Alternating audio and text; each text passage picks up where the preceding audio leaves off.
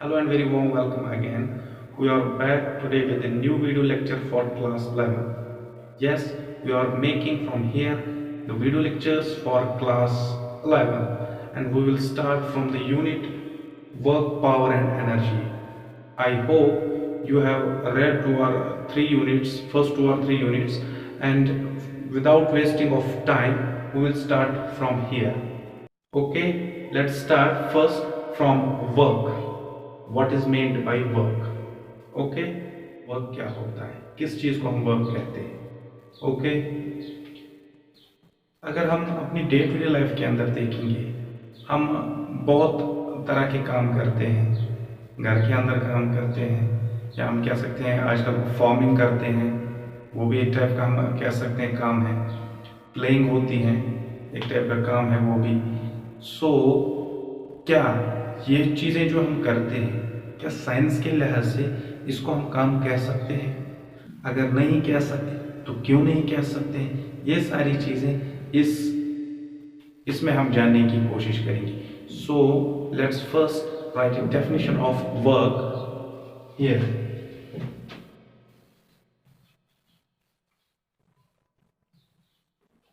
Work के लिए पहली definition, when a force is being applied on a body and body gets displaced,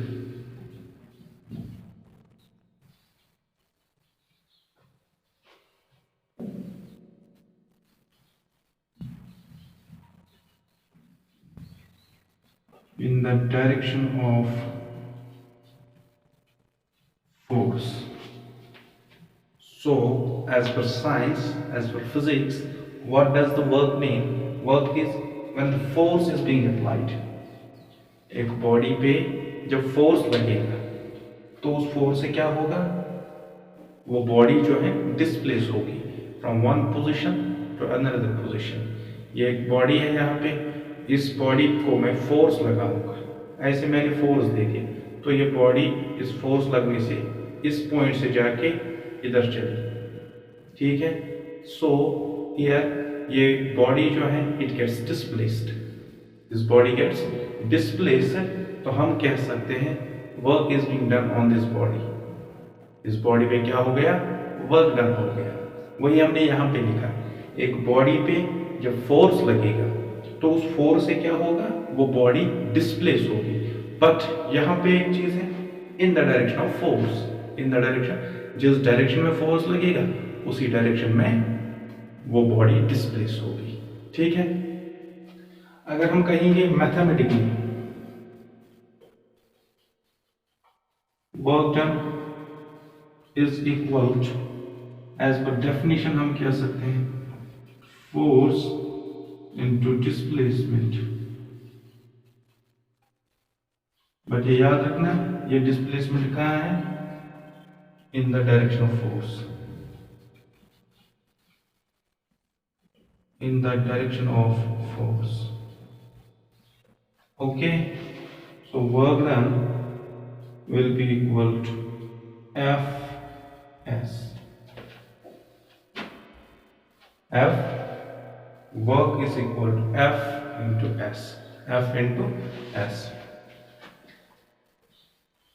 अगर ये work done force into displacement है, तो अगर हम देखेंगे, अगर एक बॉडी पे हम फोर्स लगा लेंगे, किसी एंगल पे लगा लेंगे, ये बॉडी यहाँ पे है, इस बॉडी को मैंने धागा लगा के, थ्रेड लगा के ऐसे खींचा है, मैं थ्रेड को ऐसे खींचता हूँ यहाँ से।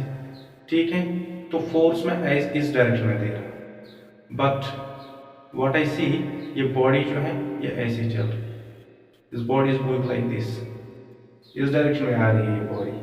ठीक है, बट मैं फोर्स कैसे दे रहा हूँ, ऐसे फोर्स दे रहा हूँ, ये बॉडी ऐसे चल रही है। तो यहाँ पे एज पर दिस क्या डेफिनेशन गलत है, आंसर इज नो। अगर हम देख लेंगे यहाँ पे ये एक सरफेस है, इस सरफेस पे कोई बॉडी है, इस सरफेस पे कोई बॉडी है, इस बॉडी को हम फोर्स ऐसे लगा रहे हैं F, इसको हम फोर्स कैसे लगा रहे हैं, इस डायरेक्शन में, and body gets displaced in this direction, body इस डायरेक्शन में जा रही है। तो रीजन क्या है, एक्चुअल में ये फोर्स जो है, ये फोर्स अपने कंपोनेंट्स में काम करता है, अपने, ये नेट फोर्स जो है, ये नेट फोर्स काम नहीं करता है, काम जो करता है ये अपने कंपोनेंट्स में काम करता है। हम कह सकते हैं, आप लोगों ने पढ़ा है कि एक कंपोनेंट इसके हॉरिजॉन्टल डायरेक्शन में होता है, रिजल्टेंट का एक कंपोनेंट कहाँ होता है, एक डायरेक्शन में, एक्स डायरेक्शन में हम कह सकते हैं, या यूं कहेंगे हॉरिजॉन्टल डायरेक्शन में, और वो वाला कौन सा कंपोनेंट होता है, कॉस वाला कंपोनेंट होता है। तो यहाँ पे F का एक हिस्सा that is F cos theta, इसका एक हिस्सा जो है ये, यहां से इसका फोर्स है। दूसरा हम कह सकते हैं इसके बिल्कुल परपेंडिकुलर, वो कौन सा वाला कंपोनेंट होगा, that is F sin theta. तो ये फोर्स जो है, रिजल्टेंट ऑफ दिस फोर्स, ये अपने कंपोनेंट्स में काम करता है, ये F cos theta, F sin theta. अगर एक ऐसे खींचा जाएगा, एक ऐसे खींचा जाएगा, रिजल्ट क्या मिलेगा, ये ऐसे चलेगा। देखते हैं हम, अगर हम कह सकते हैं ये रिवर है, इसमें वाटर जो है फ्लो कर रहा है इस डायरेक्शन में, वाटर जो है फ्लो इस डायरेक्शन में कर रहा है, ठीक है। यहां से पॉइंट ए पे, लेट्स सपोज एक स्विमर है, इसने छलांग मारी और स्विम करने लगा, क्या करने लगा, स्विमिंग करने लगा। इसमें से स्विमिंग जो है वो कैसे कर रहा है, ऐसे स्ट्रेट सीधे जा रहा है, ठीक है। तो स्विमिंग ऐसे ही कर रहा है, तो ऑब्वियसली अगर ए पे ये इसने छलांग मारी, पहुंचेगा कहां, स्ट्रेट जाके बी पे पहुंचा। बट यहां पे हम नोट्स क्या कर रहे हैं, वो इसी, ये जो है इस पोजीशन पे, इस पोजीशन पे ये पहुंचता है। तो अगर ये सी पे पहुंचता है, इसको पहुंचाया किसने वहां, अब देख लो यहां पे this is velocity of water, पानी बह रहा है, this is velocity of swimmer, पानी की वेलोसिटी जो है वो इस डायरेक्शन में है, ठीक है। और swimmer, sorry this is water, swimmer की वेलोसिटी जो है वो इस डायरेक्शन में है। तो एक वेलोसिटी यहां से है, एक वेलोसिटी यहां से, रिजल्ट क्या मिलता है, ये ऐसे चलता है। हम नोट्स करते हैं कि ये जो है, ये वेलोसिटी ऑफ वाटर ये है, तो वाटर के वेलोसिटी के कारण ये यहां जाता है, अपनी स्विमिंग के कारण ये यहां जाता है, रिजल्ट क्या मिलता है, ऐसे ऐसे यहां पहुंचता है, वाटर के कारण यहां चला जाता है, स्विमिंग के कारण यहां पहुंचता है, तो ये यहां पे रहता है, वाटर के कारण फिर से यहां, पर स्विमिंग के कारण यहां, वाटर के कारण फिर से यहां, और स्विमिंग के कारण यहां, ये इसका पाथ बन जाता है, ये इसका पाथ बन जाता है। सो हम कह सकते हैं ये इसका रिजल्ट बन जाता है, रिजल्टेंट बन जाता है, ठीक है। तो अगर इसने छलांग यहां पे मारी, पानी बह रहा है ऐसे, तो ये यहां पे इस बैंक पे, यहां सी पे पहुंचता है, जाना तो इसको चाहिए था बी पे, बट कहां जा रहा है, सी पे पहुंचे, क्योंकि इसके पास वाटर की भी वेलोसिटी है और अपनी भी वेलोसिटी है, तो सी पे पहुंचा। This is the resultant. हम कह सकते हैं इन दो vectors, velocity of water and velocity of swimmer जो है, ये दो वेक्टर्स जो है इनका रिजल्टेंट जो है, let us suppose this v, ये इसका रिजल्टेंट है। या अगर हम कहेंगे इस v को अगर ब्रेक कर लेंगे अपने दो हिस्सों में, अपने कंपोनेंट्स में, तो एक कंपोनेंट इसका vw है, एक कंपोनेंट इसका vs है। वही चीज यहां पे फोर्स तो दे दिया हमने, let's suppose this is theta, force तो लगा इस पे, इस बॉडी पे, ये बॉडी है, इसको फोर्स ऐसे लगा। अब हम ये नहीं देख रहे कि ये बॉडी वहीं ऊपर जा रही है, नहीं, हम देख रहे हैं ये बॉडी यहां जा रही है। तो हम कह सकते हैं ये फोर्स जो है ये अपने कंपोनेंट्स में काम करता है। कुछ फोर्स ऐसे लग रहा है इस डायरेक्शन में, कुछ फोर्स इस डायरेक्शन में। अब ये वाला कंपोनेंट जो है F sin थीटा, ये F sin थीटा, इसको बैलेंस कौन करता है? इसको बैलेंस करता है ये अर्थ, ये सरफेस जिस सरफेस पे है, और ये सरफेस जो है एक फोर्स लगा लेगी, हम कह सकते हैं ग्रेविटेशनल फोर्स, ग्रेविटेशनल फोर्स। सो इसका F sin थीटा जो है that will get balanced with gravitational force since force is a vector quantity। force कौन सी क्वांटिटी है? वेक्टर क्वांटिटी है, तो मैग्नीट्यूड जो है दोनों का इक्वल होगा, डायरेक्शन अपोजिट है, so they will get balance, या यूं कह सकते हैं हम कैंसल आउट हो जाएंगे। अब वहां पे एक ही फोर्स बचता है F sin थीटा। तो इस F sin थीटा के कारण ये बॉडी ऐसे चल रही है। अच्छा, बात समझ आ रही है? तो ये F cos थीटा जो है, इस F cos थीटा के कारण ये चल रहा है। तो हम कह सकते हैं जो वर्क डन है, वर्क डन जो है दैट इज, इसके अकॉर्डिंग, डेफिनेशन तो जनरल डेफिनेशन ये है, तो इसके अकॉर्डिंग क्या बन जाएगा? इसके अकॉर्डिंग बन जाएगा F cos theta into S, F cos theta into S। तो ये हो गया मैग्नीट्यूड, या इस तरह से हम कह सकते हैं F S cos थीटा, और theta is angle between F and S, where theta is angle between F and S। तो work done F S cos, this is the magnitude of work done।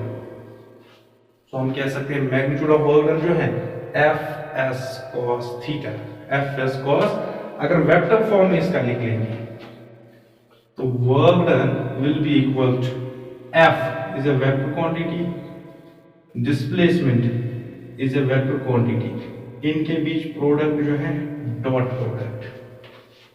सो यहां पे जो हमने ये multiply लिखा है, it's better to write dot. पहले तो मैंने नहीं लिखा था, बट अब लिख रहा हूं, क्योंकि अब सुनो, यहां पे प्रोडक्ट जो है मल्टीप्लाई है, बट मैंने डॉट डाल दिया। फोर्स भी वेक्टर, डिस्प्लेसमेंट भी वेक्टर, फोर्स भी वेक्टर, डिस्प्लेसमेंट भी वेक्टर। अब एक चीज है, हम जो पढ़ते हैं मल्टीप्लिकेशन, जो भी मल्टीप्लाई करते हैं, हम नोटेशन दो तरीकों से डालते हैं, या तो ये वाला डालते हैं, या तो कभी कभार ये डालते हैं। फॉर एग्जाम्पल हम लिखते हैं 5 इंटू 3, 5 इंटू, या इस 5 इंटू 3 को 5 इंटू 3 ऐसे भी लिखते हैं। क्लियर है? 5 इंटू 3 कभी ऐसे भी लिखते हैं। दोनों नोटेशन मल्टीप्लिकेशन की है, ठीक है? ये भी 15, ये भी 15। बट यहां पे आप लोगों ने पढ़ा होगा dot product and cross product, dot product and cross product. देखो यहां डॉट प्रोडक्ट कहां पे, हम ये वाला डॉट जो है डिनोट कहां पे करते हैं इसमें मल्टीप्लिकेशन। अगर दो वेक्टर्स का मल्टीप्लाई हम कर लेंगे और रिजल्ट जो मिलेगा, रिजल्ट अगर स्केलर मिला, तो बीच में नोटेशन मल्टीप्लिकेशन की जो है that is dot, that is dot. जैसे यहां पे force it's a vector quantity, displacement it's a vector quantity, दोनों का रिजल्ट जो मिला work it's a scalar quantity. तो यहां पे इनका मल्टीप्लिकेशन जो है उसकी नोटेशन क्या रहेगी? डॉट रहेगी। इसी तरह अगर दो वेक्टर्स का मल्टीप्लाई हम कर लेंगे and result it gets vector, result क्या मिलेगा? वेक्टर मिलेगा। तो वहां पे जो मल्टीप्लिकेशन की नोटेशन है that will be cross, that will be cross. जैसे हम कहते हैं टॉर्क, टॉर्क एक क्वांटिटी है, torque is force into perpendicular distance, force into perpendicular distance, tau is equal to force into perpendicular distance की जगह लेट्स सपोज आर लिखेंगे, ठीक है। This is vector perpendicular distance, ये भी एक वेक्टर क्वांटिटी ही रहती है। तो वेक्टर और वेक्टर दोनों का मल्टीप्लाई किया, रिजल्ट जो मिला torque, torque is a vector quantity. Rotational motion जो होती है टॉर्क की वजह से, and it's a vector quantity, it's a vector quantity. So यहां पे वेक्टर और वेक्टर का मल्टीप्लाई हमने किया, रिजल्ट जो मिला वो वेक्टर मिला। तो यहां पे मल्टीप्लिकेशन की नोटेशन जो है वो क्रॉस है।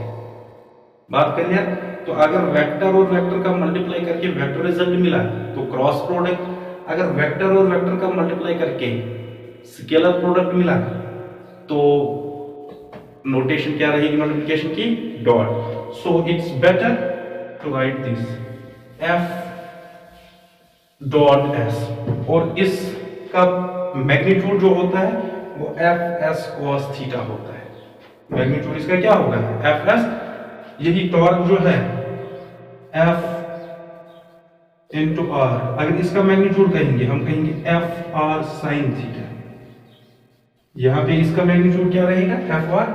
बट चूंकि इस टाइम ये बात कर रहे हैं यहाँ पे डॉट प्रोडक्ट है, तो डॉट में मैग्नीट्यूड के साथ क्या होता है? Cos theta.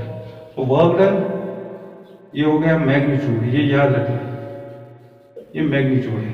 अगर वेक्टर फॉर्म लिखेंगे ये है। यहां फिर से पता चला कि वर्क जो है वर्क एक स्केलर क्वांटिटी है। हमें इसकी डायरेक्शन के साथ, डायरेक्शन नहीं चाहिए हमें, वर्क हम कह सकते हैं स्केलर क्वांटिटी है, तो हमारी मीनिंग वहीं पे कंप्लीट होती है। कितना वर्क हुआ, कितना वर्क, ये नहीं कि कहां से कैसे, ये चीज नहीं, कितना वर्क हुआ उस चीज से हमें मतलब है। तो हम कह सकते हैं ये क्वांटिटी किस तरह की है? स्केलर क्वांटिटी है। ओके, अब नेक्स्ट हम कह सकते हैं इसका यूनिट। देख लो यहां पे वर्क डन, ऐसा यूनिट हम कह सकते हैं। फोर्स का यूनिट क्या है? फोर्स का यूनिट है न्यूटन। फोर्स का यूनिट क्या है? न्यूटन। और distance, sorry displacement, it's metre. Newton metre, newton metre, ये इसका यूनिट हो गया। इसी यूनिट को हम नाम देते हैं जूल। इसी यूनिट को नाम क्या देते हैं हम? जूल नाम देते हैं। So unit for work done will B joule.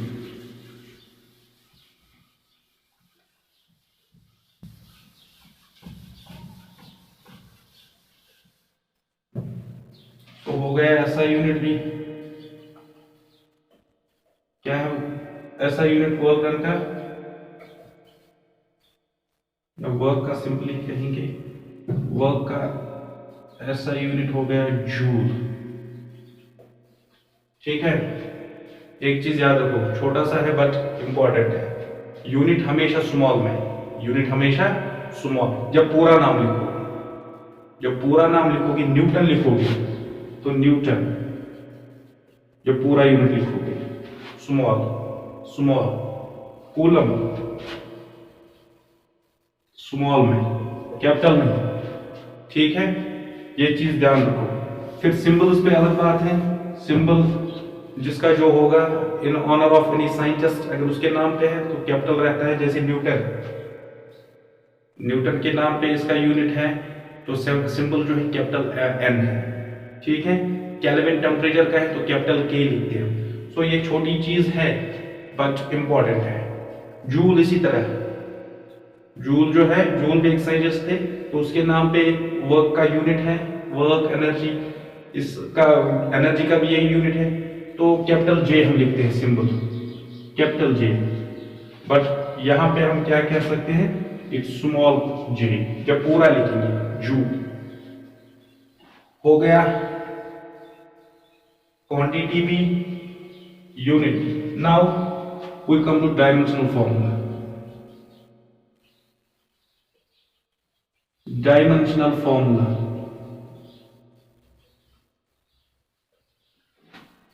Work का डायमेंशनल फॉर्मूला क्या है, देख लो। Work is equal to, as per its definition, it's F into S, F into S. Work is force, force का dimensional formula क्या है, see here,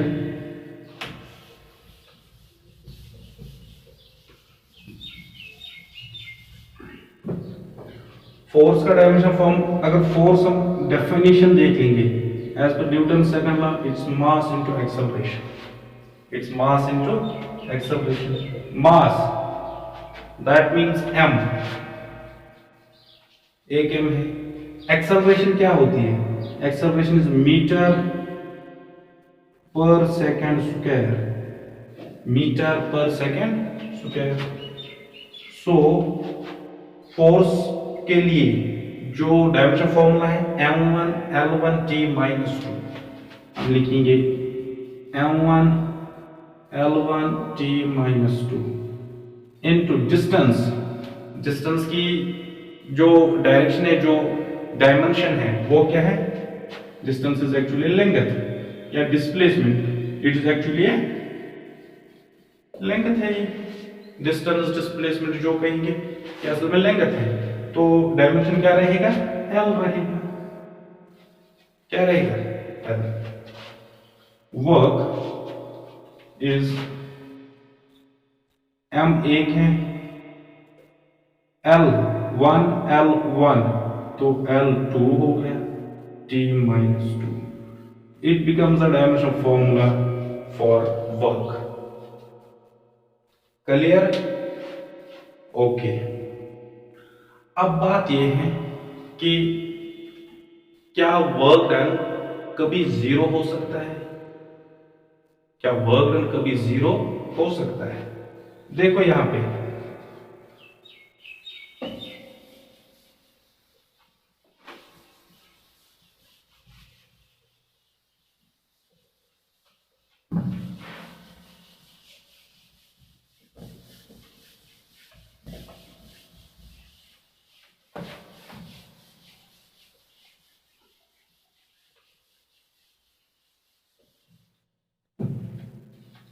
see here,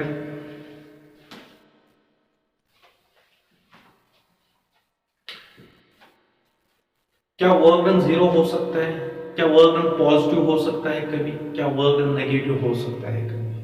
ठीक है, हमने फॉर्मूला अभी देखा, W is equal to F S cos theta, खाली magnitude मैंने लिया, मैग्नीट्यूड मैंने लिया, इस चीज को नोट्स कर लो, ये मैग्नीट्यूड है, मैग्नीट्यूड ऑफ वर्क।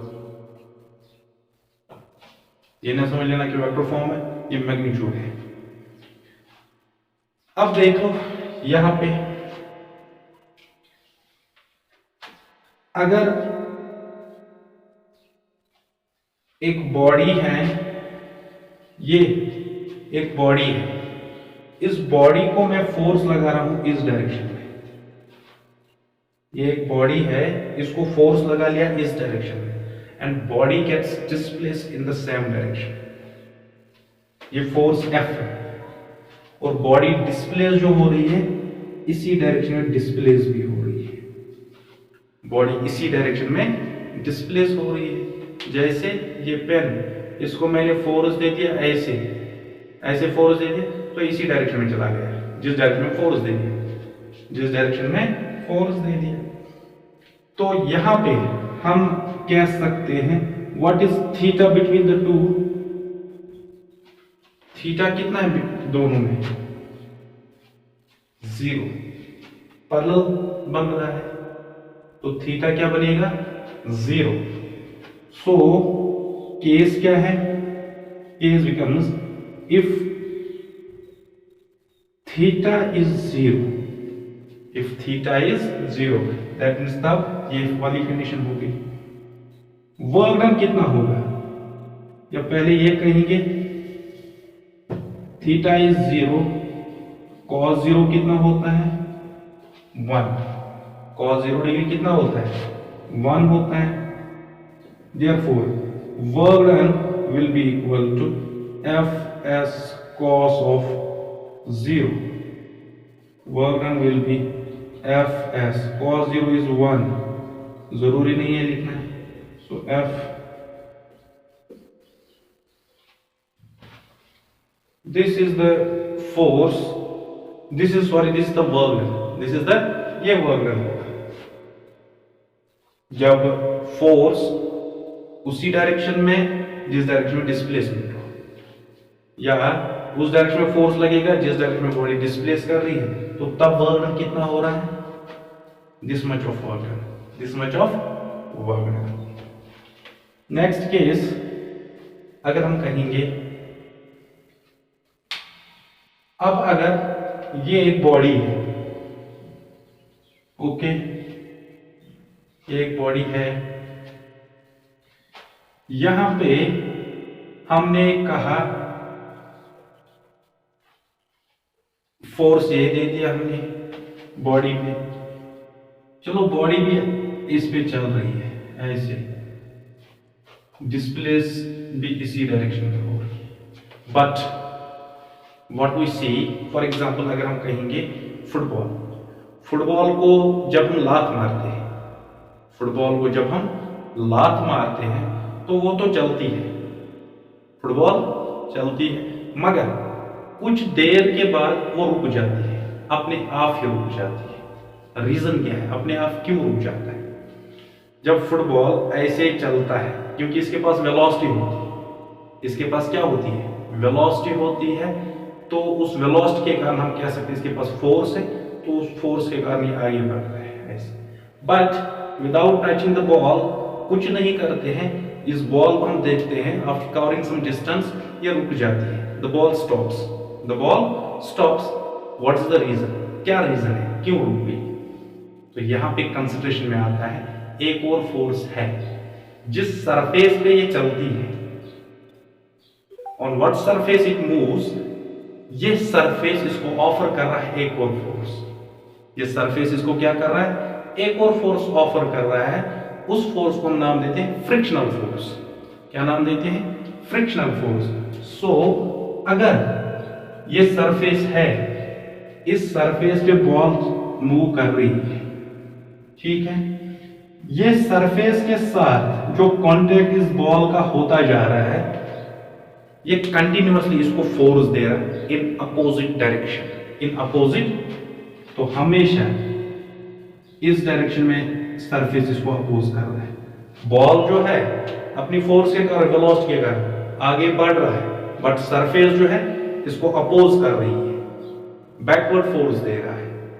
उस फोर्स को नाम हम देते हैं फ्रिक्शनल फोर्स। फोर्स को नाम क्या देते हैं? Frictional force. तो फ्रिक्शनल फोर्स इस डायरेक्शन में लग रहा है, बट बॉल जो है डिस्प्लेस इस डायरेक्शन में हो रही है। बॉल अब किस डायरेक्शन में जा रही है? इस डायरेक्शन में। फोर्स, फ्रिक्शनल फोर्स अगर कंसीडर कर लेंगे तो किस डायरेक्शन में? दिस इज फ्रिक्शनल फोर्स, याद रखना जी, this is displacement, this is displacement, this is frictional force. Okay, तो यहां पे एंगल कितना बन रहा है? What is the angle between the two? Angle is theta is 180 degree. Theta कितना है? 180 degree, and cos of 180 degree is -1। तब वर्क डन कितना होगा? तब वर्क डन होगा Fs -1। so work done will be minus times Fs, minus times Fs। Okay, तो यहां पे हम कहेंगे फोर्स, पहले ही मैंने कहा कंसिडर करना फ्रिक्शनल फोर्स है। यहां पे force is in opposite direction to that of a displacement.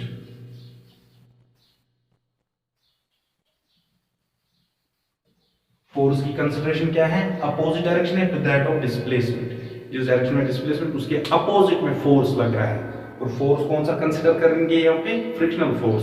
So work done F S ही होगा बट माइनस में। दो केसेस, तो यहां पे वर्क डन इट्स पॉजिटिव, यहां पे work done it's negative. So हम ये कह सकते हैं work done can be positive, work done can be negative. Positive कब होगा? When force and displacement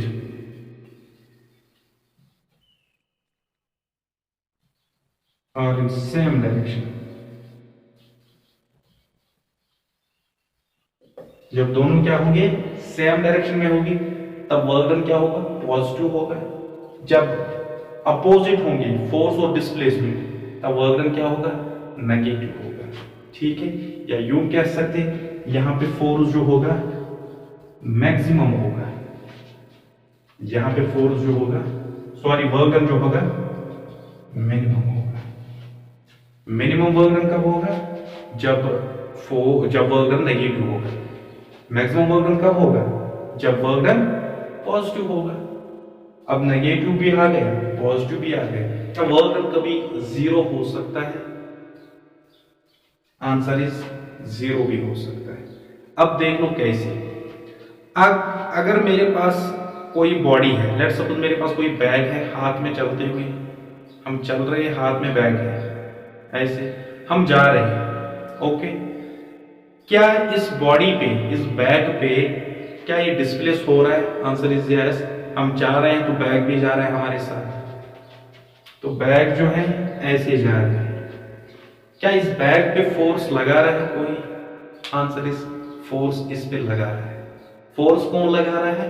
gravitational force, और वो फोर्स हमेशा वर्टिकल होता है। वो फोर्स हमेशा क्या होता है? वर्टिकल होता है। तो ग्रेविटी के कारण ग्रेविटेशन फोर्स लग रहा है, और डिस्प्ले से यहां हो रहा है। बता मुझे एंगल कितना बन रहा है?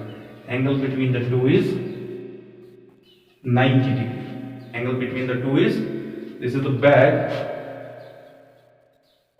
which is kept in hand, and gravitational force is continuously applying on it in vertical direction. In vertical direction, तो डिस्प्लेस बैग ऐसे हो रहा है, फोर्स ऐसे लग रहा है। What is the angle between the two? It is 90 degree. तो when theta is 90, what is cos 90? That is 0। तब वर्क डन कितना होगा?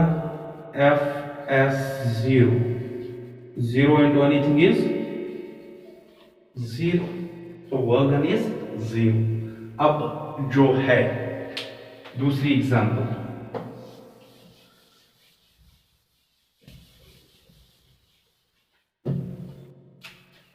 This is a circular path, this is centre. यहां पे एक बॉडी है, यहां पे एक बॉडी है। एक चीज याद रखो, ये बॉडी जो है सर्कल में घूम रही है। ओके, इस सेंटर के कारण सर्कल में घूम रही है, बट ये पॉइंट जो है यहां पे इस बॉडी है, ये बॉडी इस पॉइंट पे स्ट्रेट जाना चाहती है। स्ट्रेट मींस ये ऐसे जाना चाहती है। यहां पे बॉडी है, यहां पे बॉडी जो है स्ट्रेट जाना चाहती है। यहां पे बॉडी है, बॉडी स्ट्रेट जाना चाहती है।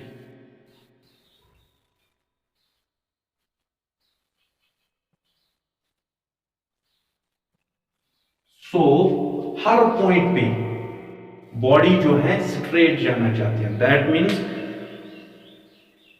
Eight every point body tends to go in the straight motion, in the linear motion में जाना चाहता है। बट क्या होता है कि सेंटर, ये सेंटर है, सेंटर इसको अपनी तरफ फोर्स लगा रहा है, स्ट्रेट जाने नहीं देता है। स्ट्रेट जाने तो रिजल्ट क्या हो जाता है, ये कर्व हो जाता है। सो ये खुद यहां जाना चाहता है बट सेंटर इसको यहां खींच रहा है, तो रिजल्ट क्या मिल रहा है, ये ऐसे कर्व कर रहा है। यहां पे पहुंचा है, यहां भी फिर से स्ट्रेट जाना चाहता है बट सेंटर ने खुद की तरफ खींचा, तो रिजल्ट क्या मिलता है, ये कर्व कर जाता है। तो ये छोटे छोटे कर्व्स बन के ये पूरा जो पाथ बन जाता है, ये सर्कुलर बन जाता है। इसी तरह से सर्कुलर मोशन होता है। वरना हर किसी पॉइंट पे हमेशा ये बॉडी जो है लीनियर मोशन में रहना चाहता है, और रहना भी चाहता है लीनियर में ही। तो हर किसी बॉडी पे जब लीनियर मोशन में रहना चाहता है, सेंटर के कारण इसको फोर्स एक मिल रहा है जो इसको बाहर नहीं जाने देता है, जो इसको बाहर नहीं जाने देता है। उस फोर्स को नाम हम देते हैं सेंट्रीपिटल फोर्स। उस फोर्स को नाम हम क्या देते हैं, सेंट्रीपिटल फोर्स। तो सेंट्रीपिटल फोर्स के कारण ये इसको अपनी तरफ खींचता रहता है, अपनी तरफ पकड़ के रहता है, बाहर जाने नहीं देता है, बाहर जाने नहीं देता है। तो दैट इज व्हाई ये सर्कुलर मोशन करता है। और अगर देख लोगे हर पॉइंट पे एंगल जो बनेगा, हर पॉइंट पे अगर एंगल जो देखेंगे हम, इट्स 90, तो ये वाला केस लग जाता है। तो वर्क डन कितना होता है, 0। इसका मतलब जो बॉडी सर्कुलर मोशन में है, जो बॉडी सर्कुलर मोशन में है, उस पे वर्क डन कितना होता है, 0। उस पे कितना वर्क डन होता है, 0। So this is the case when theta is 90, तो 0 वर्क डन। मिनिमम कब होगा, जब नेगेटिव वर्क डन होगा। पॉजिटिव कब, ये मैक्सिमम कब होगा, जब पॉजिटिव होगा। So this is all about the work.